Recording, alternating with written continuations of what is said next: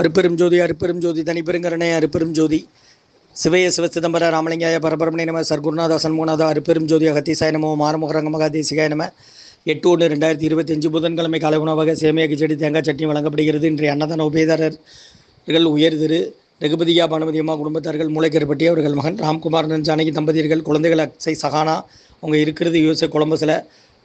உபயதாரர்களுக்கு எல்லா வளமும் நலமும் கிடைக்கணும். அவங்க மேற்கொள்றாரு வெற்றி அடையணும். உங்கள் குடும்பத்தில் நிம்மதி அமைதி ஆரோக்கியம் ஒற்றுமை இருக்கணும். ஆசான் திருப்படி பணிந்து வேண்டி நோய் தீர்க்கிற மருந்தாக கொடுக்குறோம்.